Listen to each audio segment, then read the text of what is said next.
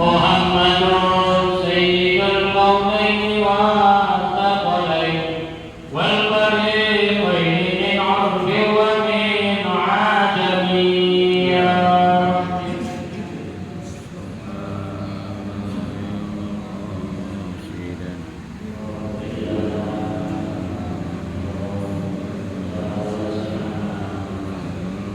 Muhammadun asyraful a'rabi wal 'ajami Muhammadun sadiqul af'ali wal kalami ya Rabbi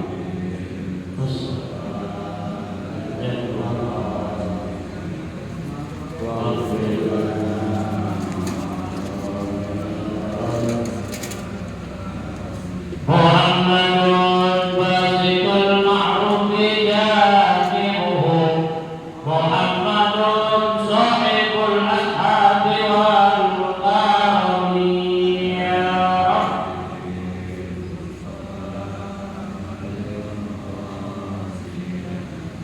واغفر لنا ما مضى يا واسع Muhammadun sabitul misaqi hafiduhu Muhammadun thayyibul akhlaqi wa shilani ya Rabbi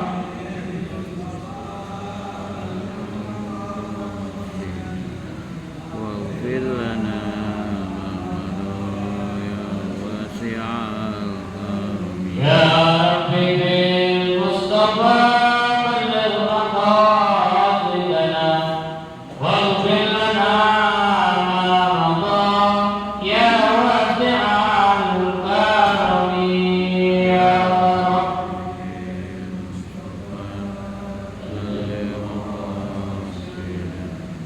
واغفر لنا ما مضى يا واسع الكرم اللهم صل وسلم وبارك عليه وعلى آله بالرحمن الرحيم فاتحة القبول وتمام كل صغير ومحمول وإلى حضرة الرسول صلى الله عليه وآله وسلم وإنشاء ظاهرا وباطنا في الدين والدنيا والآخرة دافعة لكل شر دافعة لكل خير لنا ولأحبابنا ولمشايخنا ومعلمينا والحقوق علينا وإلى جميع المؤمنين والمؤمنات والمسلمين والمسلمات أن الله يغفر لهم ويرحمهم ويهديهم ويجعلهم في الجنة ويحفظنا بأسرارهم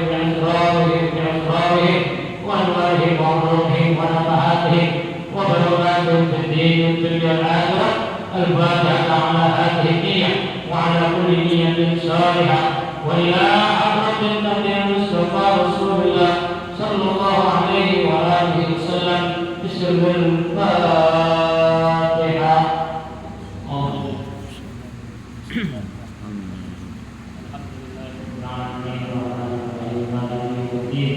إياك نعبد وإياك نستعين اهدنا الصراط المستقيم صراط الذين أنعمت عليهم غير المغضوب عليهم ولا الضالين آمين.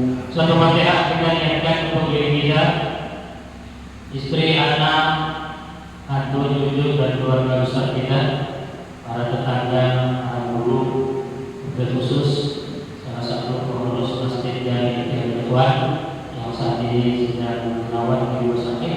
Kita doakan semoga Allah Subhanahu wa taala akhirnya Allah sehatkan badannya dan Allah memberikan keafiatannya dan dapat kembali berkumpul berjamaah bersama-sama kita di masjid yang kita Al-Fatihah ala manawat bisihah wal afiyah wassalamah bisirril Fatihah. A'udzubillahi minasyaitonir rajim. Bismillahirrahmanirrahim. Alhamdulillahi rabbil alamin. Arrahmanir rahim. Maliki yaumiddin. Iyyaka na'budu wa iyyaka nasta'in. Ihdinas siratal mustaqim. Siratal ladzina an'amta 'alaihim ghairil maghdubi 'alaihim waladdallin. Amin. Bismillahirrahmanirrahim. Alhamdulillahirabbil alamin wassalatu wassalamu ala asyrofil anbiya'i wal mursalin sayyidina Muhammadin wa ala alihi wa sahbihi ajma'in. Subhanallah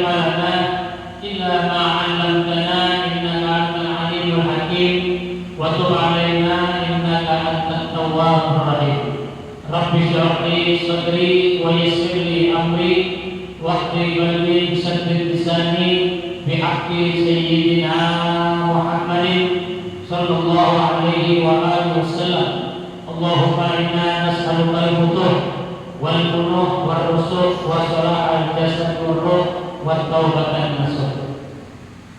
Bapak-bapak, saudara-saudara, jamaah Majelis Salat Subuh Masjid Jami yang kedua, alhamdulillah, bersyukurillah ala nikmatillah.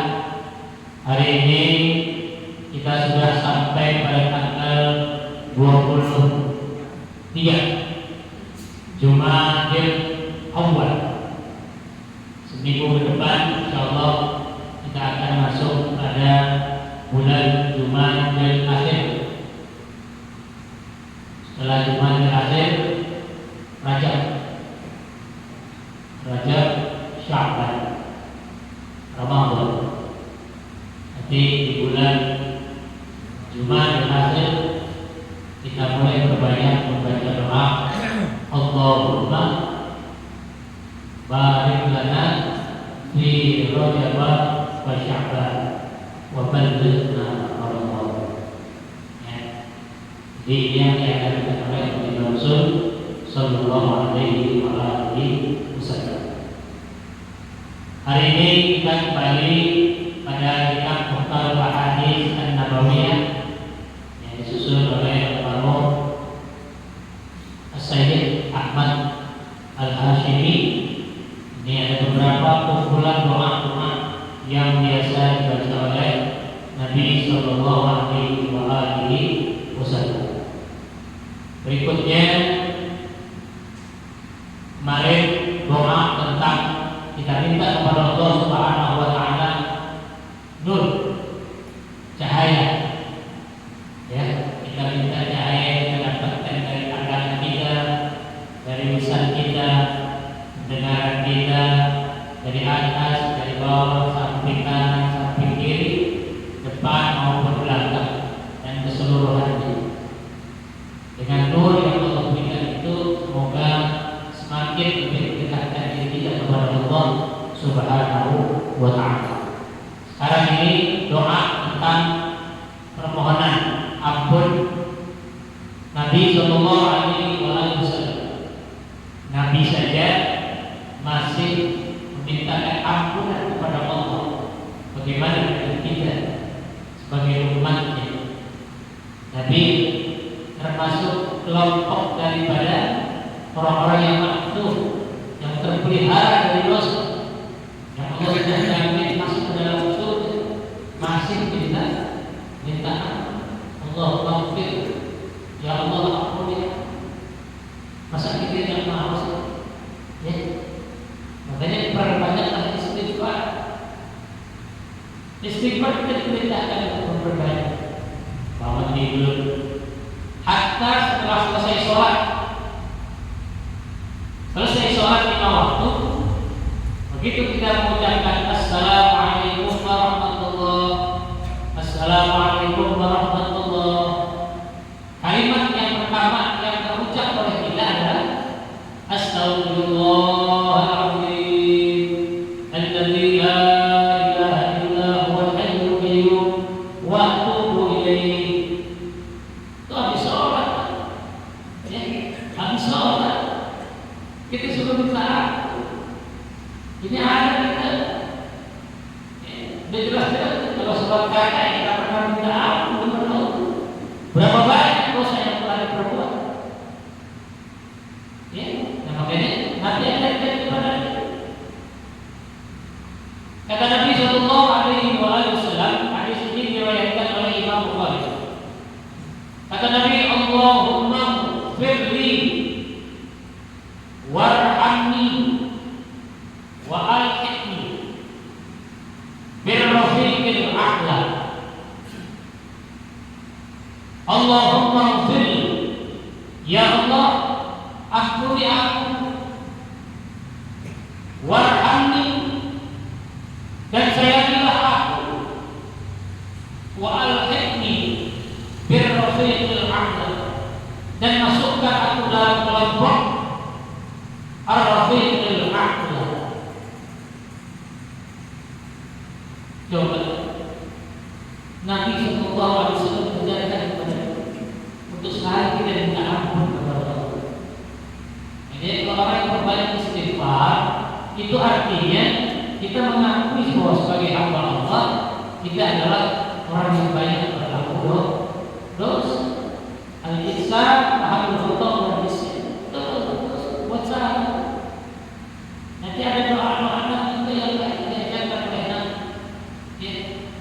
Ada kebaikan kita yang kita tahu ataupun yang kita tidak tahu. Kita mohon kepada Allah agar terima, atau kita berlindung kepada Allah dari keburukan, baik yang kita tahu ataupun yang tidak kita tahu. Itu ada yang tidak diajarkan juga Allah seperti itu. Jadi penghambaan kita kepada Allah Subhanahu wa taala jelas. Kalau orang supaya kata ada itu istighfar, kata dia istighfar, yang ada selalu diperkuat manusia. Makanya sekarang sudah mindset hidup kita harus kita ubah. Kita dekat kepada Allah, hadir ke masjid, hadir ke musola. Kapan lagi? Kapan lagi? Jangan nunggu sakit, jangan nunggu tua. Udah sakit baru banyak istighfar ya Allah. Astagfirullah, dan rasa sakit balik kepada Allah. Atau udah tua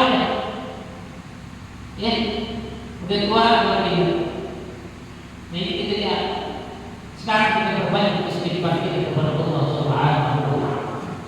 Karena kalau orang berbanyak istighfar, ya, apapun yang menjadi kebutuhan kita, apapun yang menjadi keinginan kita, insyaallah wa may yattaqillaha yaj'al lahu makhraja. Kan ciri-ciri orang yang berbanyak istighfar itu adalah tanda-tanda mereka orang yang bertakwa. Kalau orang bertakwa, Allah akan bukakan pintu rezeki dari arah mana saja. Rezeki ini jangan kita nilai dengan uang. Rezeki itu baik.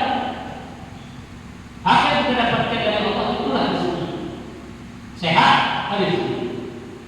Pandangan mata, jelas, terang, rezeki. Napas itu, ya, napas itu.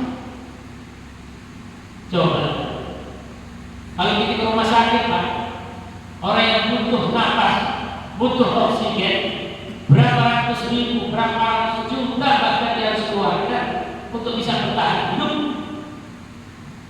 hanya karena pernapasan itu. Kita Allah kasih, Allah kasih rezeki kita, masa kita tidak pernah bersyukur kepada Allah?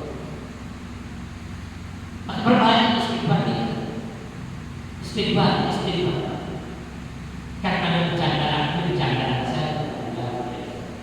Ada anak muda biasa sering beristighfar. Istighfar tak pernah dia sepanjang jalan. Astagfirullah. Pikirnya ibadah. Istighfar aja. Sekali waktu dia pulang dari kantor, turun dari kantor itu parkiran, naik motor. Begitu dia naik motor, langsung dia pakai helm. Tiba-tiba terasa dunia gelap gulita. Tuh, dia pakai helm. Dunia terasa gelap gulita. Pengap, sulit untuk bernapas. Bingung dia. Ya, tiba-tiba kalau dunia gelap gulita, pandangan tidak bisa terlihat. Pengap. Tapi lantaran dia sering beristighfar, Astagfirullahaladzim. Allah berikan kesadaran. Mungkin ini pakai helm terbalik. Jadi full face, dan ini full face. Dan yang dulu pulang, kita pakai helm terbalik. Yang belakang kita ke depan, dia otomatis pengap, nggak bisa nafas dia. Ada terburu-buru, ada di sini istighfar, maka ingat lagi, oh, rupanya memakai dalam terbalik. Coba. Ya, di zaman Al-Imam Ahmad bin Hanbal. Imam Ahmad bin Hanbal lagi ngajar begini, dia lagi ngajar dengan murid-murid. Tiba-tiba dia bilang aja, wahai murid-muridku, besok aku akan berangkat ke kota Irak. Ditanya sama murid, ada apa guru besar? Tidak tahu. Aku hanya ingin berangkat saja ke Irak. Majelis sementara diliburkan dulu. Singkatnya berangkatlah Imam Ahmad bin Hanbal. Sampai di Irak sudah menjelang Isya. Maka Imam Ahmad bin Hanbal masuk ke masjid sholat Isya. Selesai sholat Isya, namanya orang sudah sepuh dari tua, Imam Ahmad bin Hanbal, dia istirahat di masjid, rebahan. Rupanya memang buat diusir, marbot, turun, disuruh keluar. Dia kata seorang ulama besar, Imam Ahmad bin Hanbal, karena di zaman dulu nggak ada foto, nggak ada medsos, jadi nggak kenal siapa itu orang tua. Diusir dari dalam masjid, keluar tidur di emperan. Rupanya di marbot galak juga ini. Marbotnya kan dilihat arsa ada di dalam masjid, diusir lagi, diusir keluar sampai didorong-dorong. Tidak jauh dari masjid ada seorang pedagang roti. Tiba-tiba dia melihat ada orang tua diusir oleh marbot. Maka dipanggil oleh si tukang roti, "Syekh, mampir sini." Diambil Imam Ahmad bin Hanbal, dibawa oleh tukang roti, ditaruh di rumah. Silakan istirahat. Di saat Imam Ahmad bin Hanbal sedang merebahkan dirinya, sayup-sayup terdengar si tukang roti sambil bikin bahan roti selalu mengucap Astagfirullahaladzim, Astagfirullahaladzim, Astagfirullahaladzim. Selalu dia baca begitu. Tiba-tiba Imam Ahmad bin Hanbal tertarik dengan kalimat itu. Dia nggak jadi tidur tuh Imam Ahmad bin Hanbal. Tidak, disamperin tuh sama, wahai bulan, kau baca istighfar. Maksudnya, ya inilah pekerjaan selama. Aku selalu beristighfar. Aku selalu mohon ampun kepada Allah. Apa yang kau dapatkan dari istighfar? Dan sudah berapa lama kau beristighfar? Aku sudah baca istighfar sudah 30 tahun. 30 tahun dia beristighfar. Kau dapatkan apa? Saya punya usaha dagang roti, laku dan semakin laris dan usahaku semakin maju. Tuh ya, kan memperbanyak istighfar, dagangannya laku, laris dan keuntungannya lebih besar, sehingga dia terus beristighfar kepada Allah. Tapi ada satu permintaanku kepada Allah yang sampai ini belum aku dapatkan. Apa yang kau inginkan dari istighfar ini? Kata si tukang roti, aku ingin berjumpa dengan seorang ulama besar, Imam Ahmad bin Hanbal. Coba lihat, 30 tahun dia berdoa, beristighfar. Selain minta usahanya biar dipermudah oleh Allah, biar dapat untung lebih besar, biar juga Allah ampuni segala dosa dan akhiratnya. Satu permintaan dia, bisa berjumpa dengan ulama besar Imam Ahmad bin Hanbal. Akhirnya kata Imam Ahmad bin Hanbal, wahai fulan, malam ini doamu, istighfarmu diterima oleh Allah Subhanahu wa ta'ala. Engkau bukan saja datang ke rumah Imam Ahmad bin Hanbal, tapi Imam Ahmad bin Hanbal yang datang ke rumahku. Coba, seorang ulama besar ditanya oleh orang, wahai Syekh, siapa itu? Akulah Imam Ahmad bin Hanbal. Dipeluk oleh Imam Ahmad bin Hanbal, nangis, coba. Tidak ada yang satu begitu. 30 tahun dulu Anda bisa berjumpa dengan Imam Ahmad bin Hanbal. Tapi Allah putus. Ya, jadi Imam Ahmad bin Hanbal ketika mengajar murid-muridnya merasa terpanggil dengan istighfar dan panggilan sebentar. Dia tinggalin majlisnya sebentar, dia berangkat ke akhirat hanya ingin bertemu dengan Allah. Masya Allah. Ya, hanya Nabi aja begini. Allah maafkan. Ya Allah ampuni aku, warhamni, sayangi aku, kasihanilah aku, wa alhiqni, ya, dan kumpulkan aku birrafiqil a'la. Nah ini pada golongan ar-rafiqil a'la. Dalam Al-Quran Allah Subhanahu wa Ta'ala menyebutkan ar-rafiqil a'la itu adalah kelompok daripada golongan para nabi-nabi, para syuhada. Sebagaimana Allah Subhanahu wa Ta'ala berfirman di dalam Al-Quran surah An-Nisa ayat 69, kata Allah Subhanahu wa Ta'ala, a'udzu billahi minasyaitonir rajim, bismillahirrahmanirrahim, wa ulaika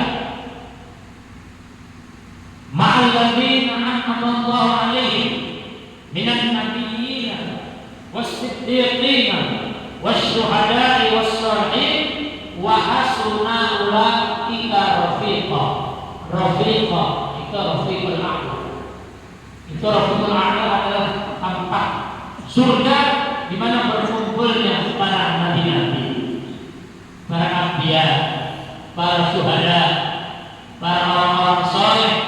Nah, kita minta dengan itu, dengan selalu kita beristighfar kepada Allah Subhanahu wa Ta'ala. Kita minta Allah mengasihani kita, menyayangi kita, dan mudah-mudahan ketika kita mati Allah masukkan ke dalam surganya Allah dan kita masuk ke dalam kelompok para rafiqul a'la. Ini untuk kita minta, Pak. Nah, bagaimana kita bisa mendapatkan itu? Maka sekarang selama kita masih hidup di dunia, Allah masih berikan kita nikmat sehat walafiat, nikmat panjang umur, maka jagalah nikmat yang Allah berikan ini untuk selalu kita beribadah kepada Allah Subhanahu wa Ta'ala. Kuncinya satu, yang pertama adalah jangan pernah meninggalkan sholat. Sholat. Maka ajarkan anak-anak kita sejak usia 7 tahun. Ajarkan anak kita umur 7 tahun. Alimu auladakum, ajarkan anak-anak kamu bis-sholat wa hum sab'un. Ajarkan anak-anak kamu sholat pada usia 7 tahun. Wadribuhum, pukul mereka, gebuk mereka jika mereka tidak mau sholat. Wahum asyhur, saat usianya sudah 10 tahun. Jadi kalau 10 tahun anak disuruh sholat susah, gebuk. Tapi gebuknya bukan gebuk yang gebukin anak kayak habis ngapain anak. Ya, gebuk untuk mengingatkan. Karena anak kalau masih dalam tanggungan kita, dosanya masih kita yang tanggung. Ya, kita jadi orang tua jangan menganggapnya ya. Ini sekarang banyak anak-anak SMP waktu di maghrib orang lagi sholat dia ngobrol. Ada taklim pengajian kita ngobrol. Kemana orang tua? Kemana? Ya, jangan bilang apa dengar dia sekarang. Jangan. Ya, hatta bapak punya pembantu di rumah, bapak punya pembantu, dia bekerja di rumah bapak, itu menjadi tanggungan bapak.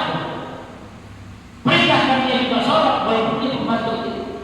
Termasuk hak zakat fitrahnya kita yang bayar. Tuh kalau pembantu, ya kan yang zakatnya. Nawaitu at-tukhrij zakat al-fitri an-nafsi wa amman talzamuni nafaqatuhum. Itu semua istri, anak, mantu, cucu, pembantu termasuk. Ya, selama ini kita tahu atau urusan dia, kalau dia tinggal sama kita satu rumah, dia menjadi tabungan kita. Ponakan cucu, anak yang kawin masih tinggal minimal kita mengingatkan kepada dia. Nah, sudah sholat mantu kita juga jangan kita dulu, ya. Namanya sholat. Karena setelah kita sholat, yang pertama kita ucapkan adalah istighfar kita kepada Allah Subhanahu wa Ta'ala. Jadi sekali lagi saya ingatkan, saya tidak pernah selalu mengingatkan kepada jamaah saya di majelis ibu-ibu, bapak-bapak di remaja, termasuk pada majelis pagi ini. Saya tidak pernah selalu berdoa sholat.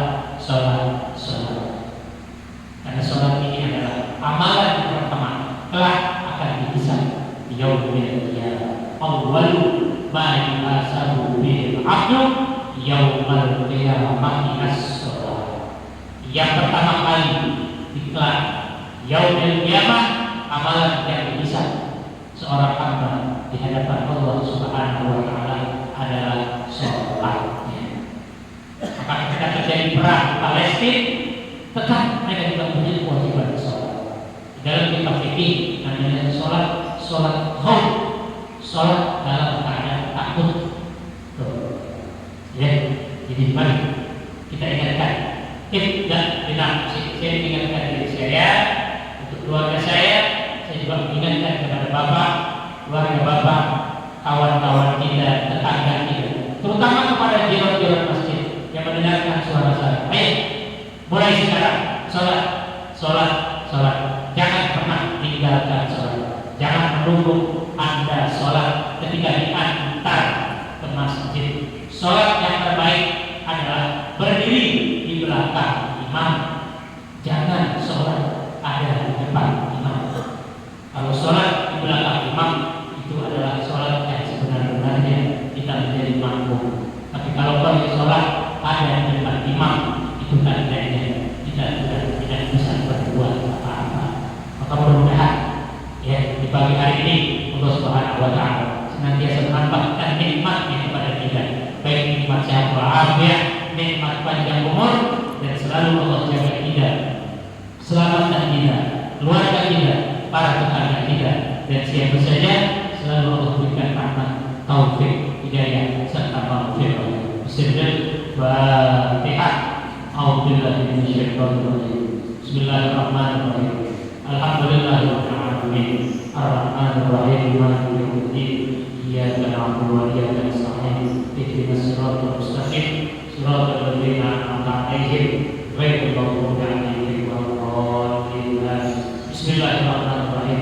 Alhamdulillahirabbil alamin. Hamdan yuwafi ni'amahu wa yukafi'u mazidah. Ya Rabbana lakal hamdu kama yanbaghi li jalalil karim wa li'azimi sultanik. Allahumma shalli wa sallim ala sayyidina Muhammad wa ala ali sayyidina Muhammad. Allahumma inna nas'aluka ilman nafi'an wa rizqan halalan thayyiban katsiran mubarakan wasi'an wa 'amalan mutaqabbalan. Allahumma ahsin 'aqibatana fil umuri kulliha wa ajirna min khizyi dunya wa 'adzabil akhirah. Rabbana atina fid dunya hasanah wa fil akhirati hasanah wa qina adzabannar. Wa sallallahu ala sayyidina Muhammadin wa ala alihi wa sahbihi wasallam. Walhamdulillahi rabbil alamin. Alhamdulillah ala barakatillah. Alhamdulillah hamdan yuwafi ni'amahu wa yukafi'u mazidah. Walhamdulillahi rabbil alamin. Ya Rasul